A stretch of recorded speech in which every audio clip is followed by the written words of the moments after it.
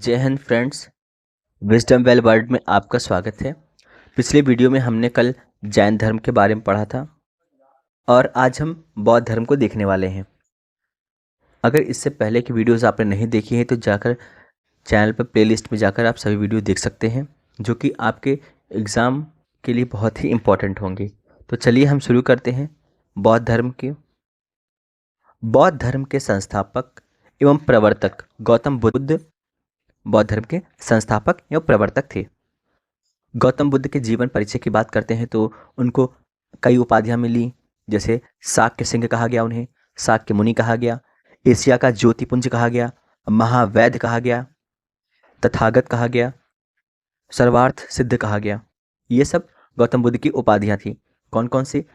शाक्य सिंह, शाक्य मुनि, एशिया का पुंज, महावैद्य, तथागत और सर्वार्थ सिद्ध। जन्म की बात करें तो महात्मा बुद्ध का जन्म 563 ईस्वी पूर्व लुम्बिनी वन में, आधुनिक जहां आज रुमनदेही पड़ता है वहां पर हुआ था। इनके बचपन का नाम सिद्धार्थ था। इनका गोत्र था गौतम गोत्र। बुद्ध के पिता का नाम था शुद्धोधन, जो कि कपिलवस्तु के शाक्य क्षत्रिय कुल के शासक थे। बुद्ध की माता का नाम था महामाया, जो कि कौलीय या कौलीन गणराज्य की राजकुमारी थी। लेकिन महात्मा बुद्ध के जन्म के बाद इनकी माता की मृत्यु हो जाती है, इसलिए इनके लालन पालन उनकी मौसी करती हैं। वह यहाँ पे लिखा हुआ है, सिद्धार्थ के जन्म के 1 सप्ताह में ही उनकी माता महामाया की मृत्यु हो जाती है। इस कारण सिद्धार्थ का पालन पोषण उनकी सौतेली माता यानी मौसी, जिनका नाम है महाप्रजापति गौतमी, द्वारा किया जाता है। गौतम बुद्ध की पत्नी का नाम यशोधरा था, जो कि शाक्य कुल की थी, और यशोधरा का अन्य नाम थे बिंबा, गोपा, भद्दकच्छना। यशोधरा के अन्य नाम थे बिंबा, गोपा, भद्दकच्छना। गौतम बुद्ध का एक पुत्र भी था जिसका नाम राहुल था, जो कि विवाह के 12 साल बाद राहुल का जन्म हुआ था। यानी गौतम बुद्ध के पुत्र का नाम राहुल था, जो कि विवाह के 12 साल बाद वो पैदा हुआ था। गौतम बुद्ध से संबंधित कुछ प्रतीक हैं। गर्भस्थ होने का प्रतीक गज एवं जन्म का प्रतीक कमल को माना जाता है इनके लिए। यानी जब ये गर्भ में थे तो उसको हम प्रतीक के तौर पे गज के यानी हाथी के रूप में दिखाते हैं, और जब उनका जन्म होता है तो उसे हम कलम को प्रतीक के रूप में मानते हैं। बुद्ध के जन्म के समय के भविष्यवाणी की देखते हैं क्या है। कालदेव, जिन्हें देवकल कहा जाता है, देवल, कालदेव, आतिश एवं कौंडिल नामक ब्राह्मण ने बुद्ध के जन्म के समय भविष्यवाणी की थी कि यह बालक चक्रवर्ती राजा अथवा सन्यासी होगा। कालदेव, आतिश, कौंडिल नामक ब्राह्मण ने बुद्ध के जन्म के समय भविष्यवाणी की थी यह बालक चक्रवर्ती राजा अथवा सन्यासी होगा। सिद्धार्थ के गुरु विश्वामित्र से वेद एवं उपनिषद की शिक्षा ली थी। सिद्धार्थ ने गुरु विश्वामित्र से वेद की एवं उपनिषद की शिक्षा ली थी। 4 दृश्य जिन्हें देखकर सिद्धार्थ विचलित हो गए थे। पहला था एक वृद्ध व्यक्ति देखा, दूसरा एक रोगग्रस्त व्यक्ति देखा, तीसरा एक मृतक व्यक्ति को देखा और एक प्रसन्न सन्यासी को देखा। 4 दृश्य कौन से थे? वृद्ध व्यक्ति, रोगग्रस्त व्यक्ति, मृतक व्यक्ति और एक प्रसन्न सन्यासी। इन चारों दृश्यों को देखकर सिद्धार्थ बहुत विचलित हो गए थे और अपने अंतर्मन में उठ रहे सवालों के जवाब खोज रहे थे। इसी क्रम में सिद्धार्थ ने गृह का त्याग कर दिया और संन्यास धारण कर लिया था। यानी इन 4 दृश्यों को देखने के बाद सिद्धार्थ बहुत ही विचलित हो उठे और वे घर को त्याग देते हैं और संन्यास धारण करने का मन बना लेते हैं। जब वे घर का त्याग किए थे तो उस घटना को महाभिनिष्क्रमण कहते हैं। वही लिखा यहाँ पर, सिद्धार्थ ने 29 वर्ष की अवस्था में ग्रह का त्याग किया। इसे महाभिनिष्क्रमण कहा गया और इसे अश्व द्वारा प्रदर्शित किया गया है। यानी महाभिनिष्क्रमण को अश्व यानी घोड़े के द्वारा प्रतीक चिन्ह के रूप में दिखाया गया है। सिद्धार्थ ने बुद्ध बनने की यात्रा यानी सिद्धार्थ की ज्ञान प्राप्ति की यात्रा यहीं से शुरू हुई थी। ग्रह के समय यानी ग्रह त्याग के समय सिद्धार्थ कंथक नामक घोड़े और छंदक नामक सारथी के साथ ग्रह त्याग किया था। यहाँ पर छंदक नामक सारथी है, कहीं कहीं आपको चन्ना नाम से भी मिलता है। तो सिद्धार्थ ने जब घर का त्यागा था तो उस समय वो कंथक घोड़े से गए थे और उनका सारथी था छंदक या फिर चन्ना। यहाँ पे दोनों में से कोई भी नाम हो सकते हैं। अनुमा नदी के तट के अनुवैया नामक स्थान पर सारथी छंदक और घोड़े कंथक को भी वापस वहां से भेज देते हैं और सिद्धार्थ तपस्वी का वेश धारण करके वैशाली आ जाते हैं।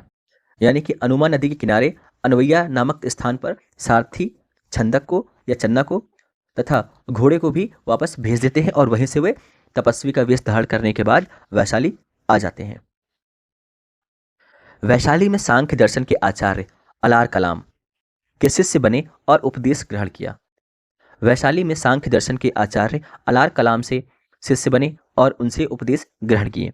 अलार कलाम से सिद्धार्थ ने तप क्रिया उपनिषदों की ब्रह्म विद्या आदि की शिक्षा ली। यानी अलार कलाम से उन्होंने तप की क्रिया उपनिषदों की ब्रह्म विद्या सीख ली।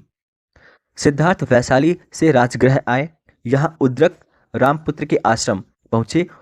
यहाँ उन्होंने योग का ज्ञान प्राप्त किया। यानी जब सिद्धार्थ वैशाली से राजगृह गए तो उद्रक रामपुत्र के आश्रम पहुँचे और वहाँ से इन्होंने योग का ज्ञान प्राप्त किया। तो हमने क्या देखा, अलार कलाम से तप क्रिया और वेदों की ब्रह्म विद्या सीखी और रामपुत्र के आश्रम पहुँचते हैं और वहाँ से ये योग का ज्ञान प्राप्त करते हैं। राजगृह से गया में निरंजना नदी के तट पर स्थित उर्वेला आते हैं। उर्वेला में 5 ब्राह्मण साथियों आंज, अस्सजी, भद्दीय, कौंडीय एवं वप के साथ कठोर तपस्या करते हैं। इस घटना को बौद्ध कला में 5 हंसों को दाना चुगते हुए प्रदर्शित किया गया है। यानी कि महात्मा बुद्ध राजगृह से गया आ जाते हैं और निरंजना नदी के तट पर एक उर्वेला नामक स्थान पहुंच जाते हैं और उर्वेला में 5 ब्राह्मण अन्य साथियों के साथ, जिनका नाम था आंज, अस्य, भाद्य, कौंडीय, वप, इनके साथ कठोर तपस्या करते हैं। इस घटना को बौद्ध कला में 5 हंसों को दाना चुगते हुए प्रतीत किया गया है। उर्वेला में ही तपस्या के दौरान सिद्धार्थ ने सुजाता नामक कन्या से आहार ग्रहण कर लिया था। इस बात से 5 साथियों से बुद्ध का मतभेद हो गया और वे सारे 5 ब्राह्मण सिद्धार्थ को छोड़कर ऋषिपत्तम यानी आज के सारनाथ में आ जाते हैं। यानी जब सब लोग तपस्या कर रहे थे तो सुजाता नामक कन्या से वो भोजन ग्रहण कर लेते हैं, जिससे सभी 5 ब्राह्मण रुष्ट हो जाते हैं और उन दोनों में उन सभी मतभेद हो जाता है और ब्राह्मण सारे सिद्धार्थ को अकेला छोड़कर ऋषिपत्तम यानी सारनाथ पहुंच जाते हैं। इसके बाद सिद्धार्थ ने अस्वस्थ वृक्ष के नीचे समाधि लगाते हैं। यानी कि जब ऋषि सारे छोड़ के चले जाते हैं तो वो क्या करते हैं, अस्वस्थ वृक्ष के नीचे अपनी समाधि लगाते हैं। सिद्धार्थ को वैशाखी पूर्णिमा के दिन 35 वर्ष की आयु में ज्ञान की प्राप्ति होती है। यानी सिद्धार्थ को वैशाख पूर्णिमा के दिन ही 35 वर्ष की आयु में ज्ञान की प्राप्ति होती है। तपस्यारत बुद्ध की तपस्या में कामदेव यानी मार ने विघ्न डाला था, जिसके ऊपर बुद्ध ने विजय प्राप्त की और इस घटना को भूमि स्पर्श मुद्रा के रूप में प्रदर्शित किया गया है। जब बुद्ध को ज्ञान की प्राप्ति हो जाती है तो उस अस्वस्थ वृक्ष को बोधि वृक्ष कहा जाने लगा।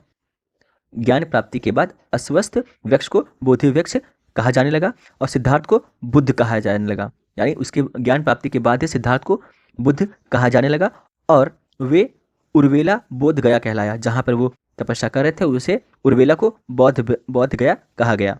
यानी सब कुछ ज्ञान प्राप्ति के बाद चेंज हो गया। ज्ञान प्राप्त होने के बाद अस्वस्थ वृक्ष को बोधि वृक्ष कहा गया, सिद्धार्थ को बुद्ध कहा गया, उर्वेला को बौद्ध गया कहा गया।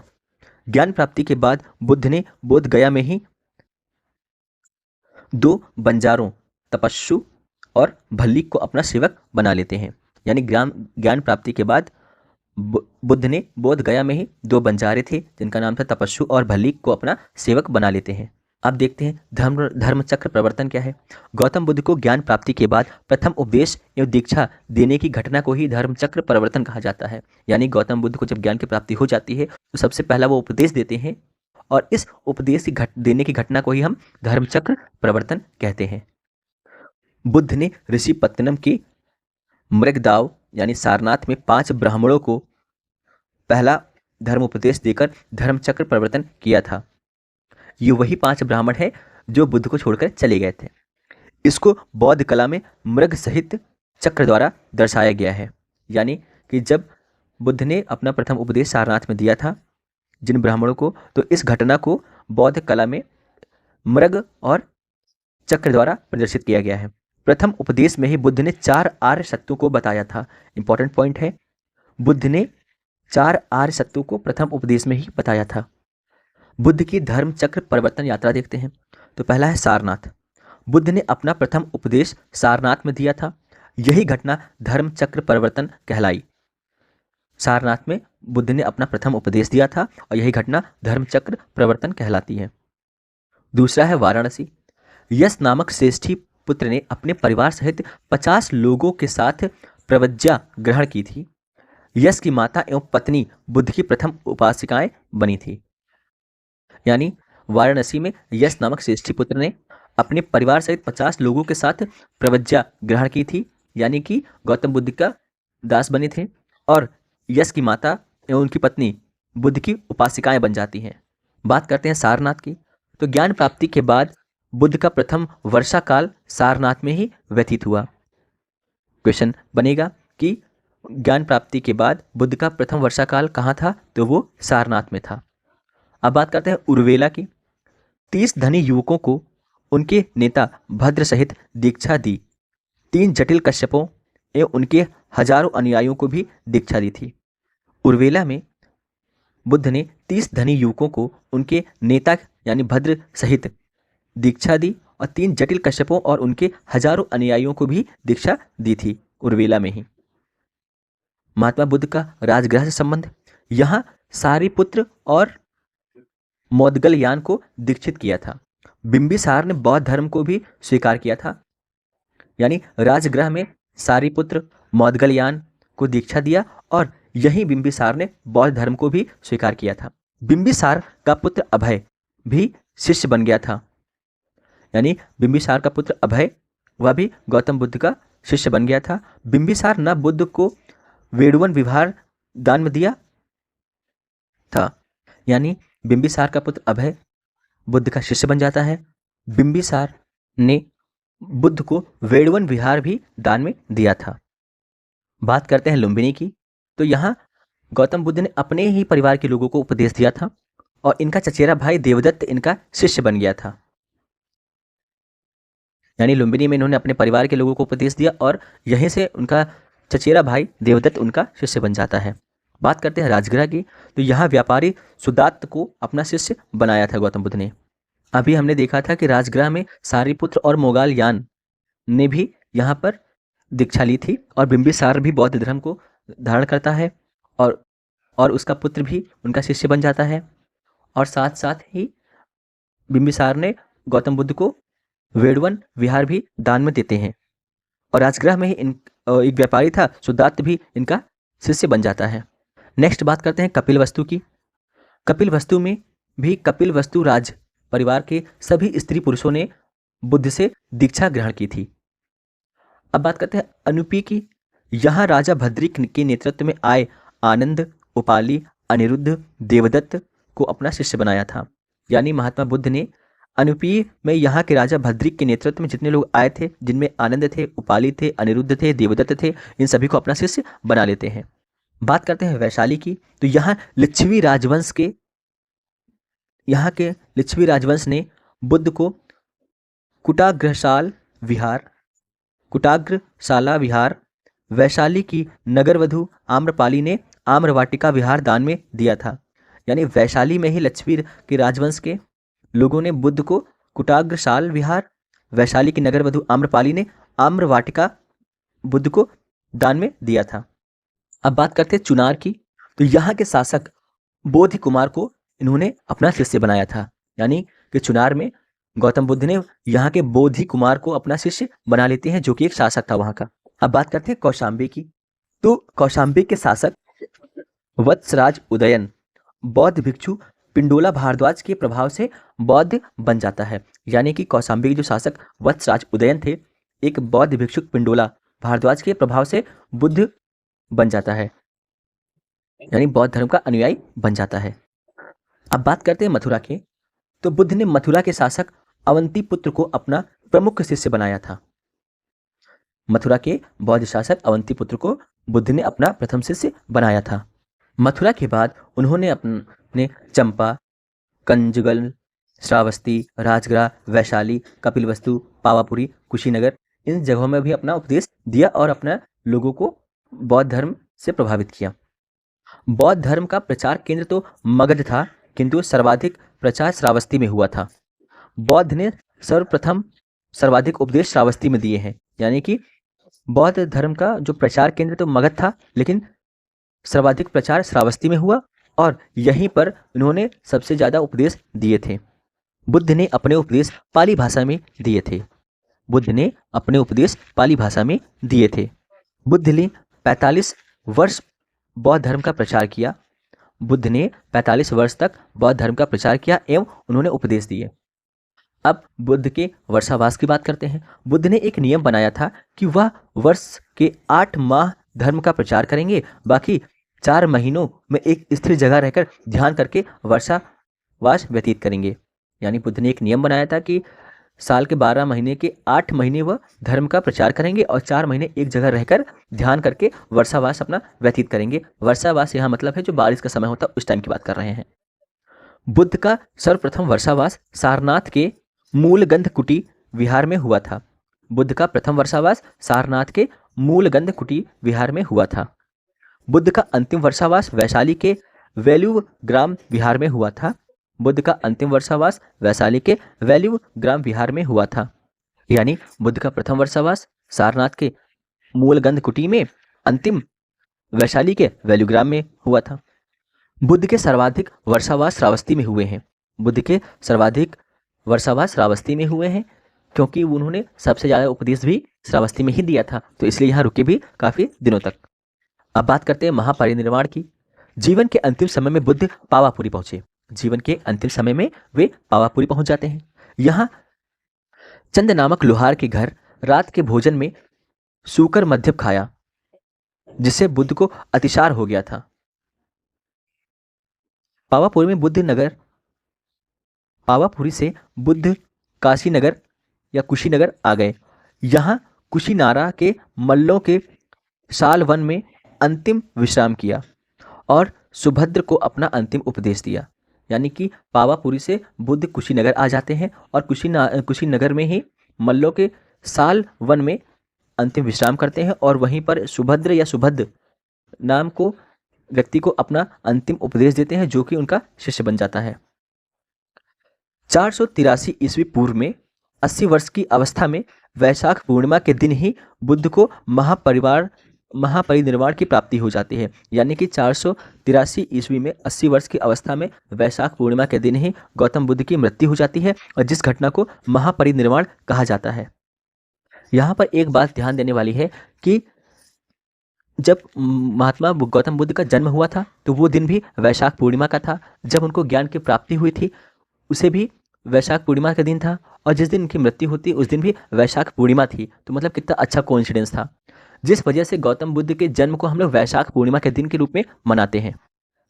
बुद्ध कला में स्तूप बुद्ध के महापरिनिर्वाण का ही प्रतीक माना जाता है। यानी कि जब महात्मा बुद्ध को महापरिनिर्वाण प्राप्त हुआ था तो उसके प्रतीक रूप में स्तूप का निर्माण करवाया जाता है और स्तूप ही उनके महापरिनिर्वाण का प्रतीक है। बुद्ध का दाह संस्कार यानी अंतिम संस्कार राम संभार नदी के तट पर हुआ था। यानी कि बुद्ध का दाह संस्कार राम संभार नदी के तट पर हुआ था। महात्मा बुद्ध के अवशेषों के लिए विवाद देखते हैं, ये क्या है। गौतम बुद्ध के महापरिनिर्वाण के बाद बुद्ध की शरीर धातु के अवशेषों के लिए दावेदारों के मध्य विवाद उठा। यानी कि बुद्ध की मृत्यु यानी महापरिनिर्वाण के बाद बुद्ध की अस्थियों यानी शरीर धातु के अवशेषों के लिए लोगों ने दावेदारी पेश करना स्टार्ट कर दिया। बुद्ध के अवशेषों के 8 दावेदार थे। बाद में द्रोण नामक ब्राह्मण की मध्यस्थता से बुद्ध के शरीर धातु को 8 भागों में बांट दिया गया और शरीर धातु के 8 दावेदार निम्नलिखित हैं। यानी कि जब शरीर यानी महात्मा बुद्ध की मृत्यु हो जाती है तो उनके शरीर के जो जलाने के बाद जो बचता है उनको रखने के लिए अपने पास कई लोगों ने अपनी दावेदारी पेश की, जिसमें द्रोण नामक ब्राह्मण थे जिन्होंने मध्यस्थता करके शरीर के धातुओं को 8 अलग अलग भागों में बांट दिया और इनके 8 दावेदार निम्नलिखित हैं। देखते हैं कौन कौन है। 8 दावेदारों की बात करते हैं तो उसमें पहले आते हैं मगध के नरेश अजातशत्रु, कपिलवस्तु के शाक्य, वैशाली के लिच्छवी, कुशीनारा के मल्ल, पिपली वन के मौर्य, वेठ द्वीप के ब्राह्मण और रामग्राम के कौलिय। ये 8 दावेदार थे। एक बार फिर से देख लेते हैं कौन। अजातशत्रु, शाक्य, लिच्छवी, मल्ल, मौर्य, वेठ द्वीप के ब्राह्मण और रामग्रह के कौलिय, ये 8 दावेदार थे। एक लास्ट थे अल्लप अलकप के बुली, यानी ये 8वें दावेदार थे अलकप के बुली। बुद्ध के प्रमुख शिष्य की बात करें तो पहले हैं महाकश्यप। परिनिर्वाण के समय बुद्ध ने महाकश्यप को अपना वस्त्र दिया था। प्रथम बौद्ध संगति की अध्यक्षता महाकश्यप ने ही की थी, यानी कि जब महात्मा बुद्ध का परिनिर्वाण हुआ तो बुद्ध ने महाकश्यप को अपना वस्त्र दे दिया और महाकश्यप ने ही प्रथम बौद्ध संगति की अध्यक्षता की थी। दूसरे आते हैं महाकच्चायन। बुद्ध ने अवंती यानी उज्जैन में बौद्ध धर्म के प्रचार के लिए महाकच्चायन को भेजा था। यानी बुद्ध ने अवंती यानी उज्जैन में बौद्ध धर्म के प्रचार के लिए महाकच्चायन को भेजा था। अवंती के शासक चंड प्रद्योत ने बौद्ध धर्म की दीक्षा इन्हीं से लिया था, यानी कि अवंती के शासक चंड प्रद्योत ने बौद्ध धर्म की दीक्षा महाकच्चायन से ही लिया था। दूसरे शिष्य आते हैं सारिपुत्र या उपतिश्य इन्हें कहा जाता है। कपिल वस्तु में राहुल को प्रवज्ञा सारिपुत्र ने ही दी थी। ये बुद्ध के महाश्रद्धालु शिष्य थे। नेक्स्ट शिष्य आते हैं मौदगल्याण, जिन्हें हम कौलित के नाम से भी जानते हैं। सांची के स्तूप संख्या 3 में सारिपुत्र एवं मौदगल्याण की अस्थियां सुरक्षित रखी गई हैं। सांची के स्तूप में सारिपुत्र और मौदगल्याण की अस्थियां सुरक्षित रखी हैं। दूसरे शिष्य आते हैं आनंद। ये बुद्ध का चचेरा भाई था। यह बुद्ध का व्यक्तिगत सेवक था एवं सबसे प्रिय शिष्य था। आनंद के अनुरोध पर ही बुद्ध ने बुद्ध संघ में महिलाओं के प्रवेश की अनुमति प्रदान की थी। बौद्ध संगीति में आनंद को धम्मकर की उपाधि दी गई थी, यानी कि आनंद जो थे वो बुद्ध के चचेरे भाई थे और वे बुद्ध के सबसे व्यक्तिगत सेवक और सबसे प्रिय शिष्य थे। आनंद के अनुरोध पर ही बुद्ध संघ में महिलाओं को प्रवेश की अनुमति दी गई थी और प्रथम बौद्ध संगति के दौरान ही आनंद को धम्मधर की उपाधि से सम्मानित किया गया था, यानी उन्हें धम्मधर की उपाधि दी गई थी। नेक्स्ट आते हैं बिंबिसार।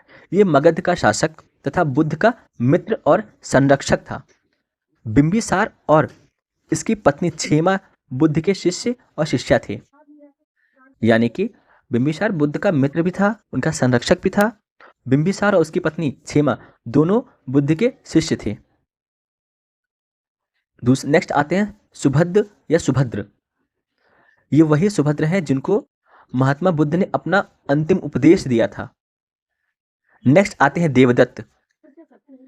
देवदत्त बुद्ध का घोर विरोधी था, फिर भी बुद्ध ने इसको दीक्षित किया था, यानी इनको फिर भी इन्हें उपदेश और दीक्षा दिया था। इसने बुद्ध के जीवन काल में ही संघ का अध्यक्ष बनने का असफल प्रयास किया था। इसने बुद्ध को मारने के लिए नालागिरी नामक हाथी भेजा था, यानी देवदत्त बुद्ध का घोर विरोधी होने के बावजूद भी बुद्ध ने इसे दीक्षा देते हैं और यह संघ का अध्यक्ष बनने के लिए बहुत कोशिश करता है। बुद्ध से इतनी ज्यादा इसको घृणा था कि उन्होंने बुद्ध को मारने के लिए नालागिरी नामक हाथी को भेजा था। दूसरे आते हैं जीवक। शिष्य जीवक के बारे में कहा जाता है इसको बौद्ध संघ का आभूषण कहा जाता है।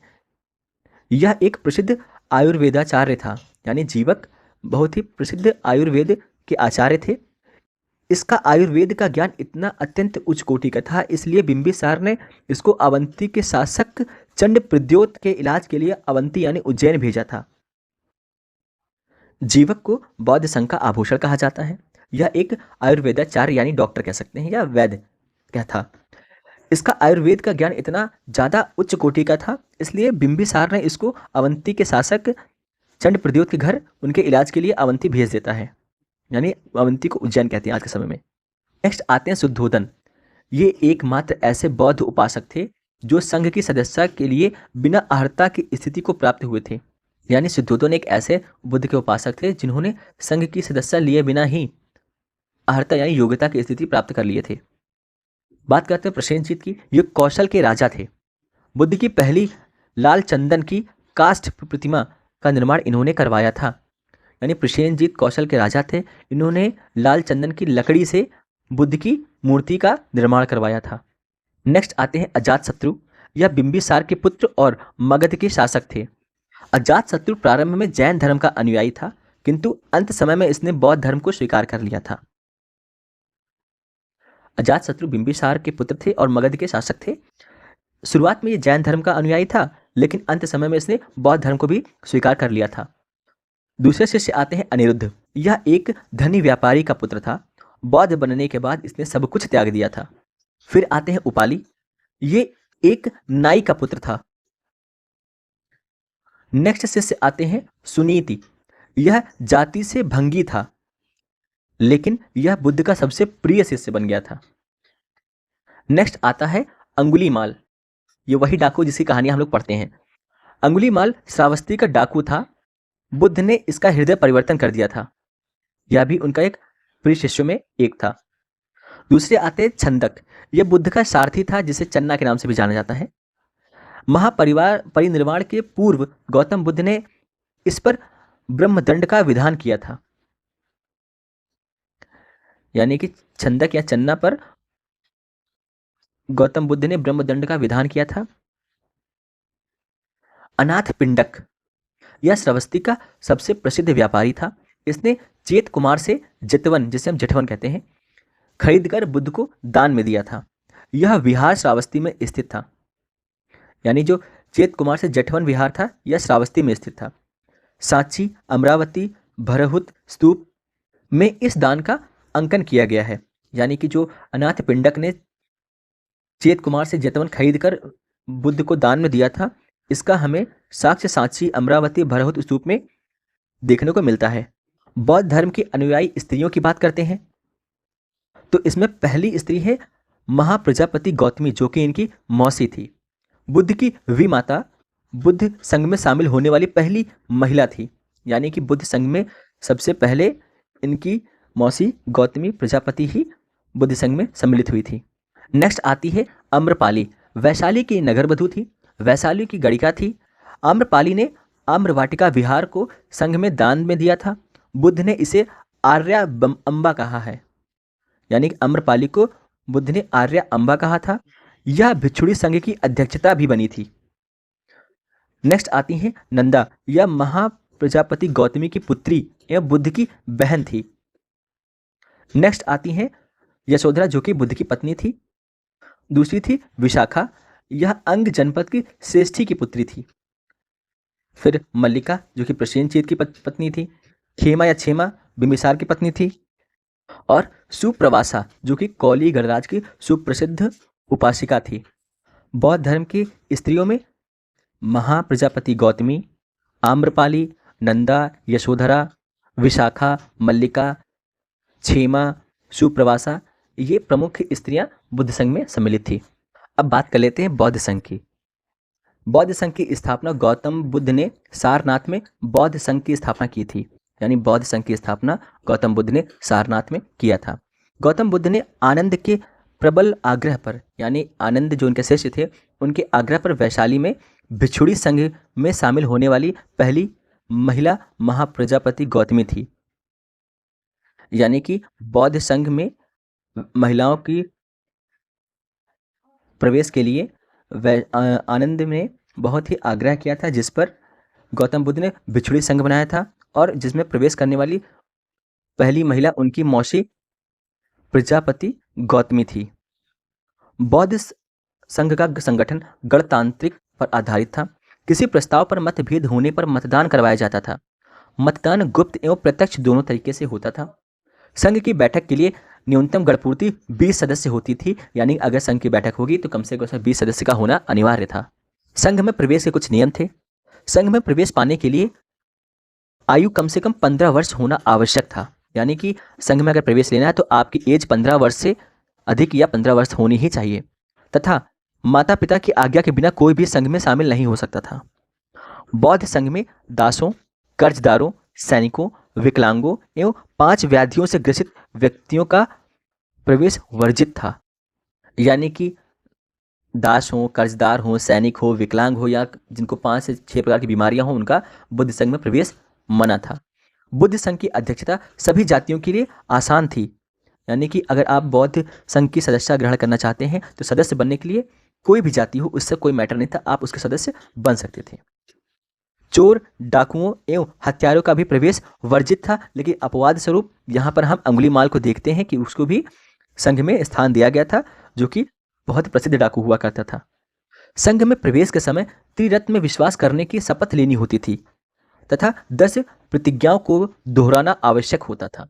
यानी अगर आपको संघ में प्रवेश लेना है तो त्रिरत्नों पर विश्वास लेना होगा और उनकी शपथ लेनी होगी, और 10 प्रतिज्ञाएं दी जाती थी जिनको दोहराना आवश्यक था।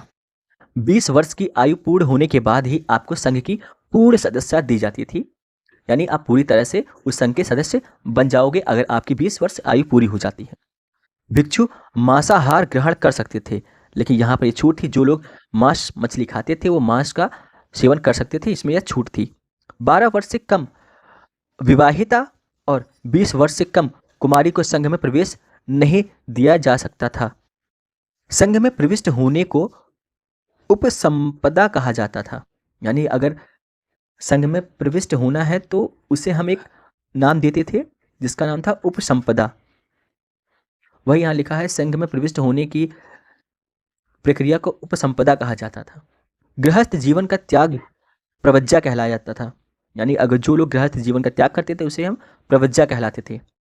प्रवज्जा ग्रहण करने वाले को श्रमनेर कहते थे।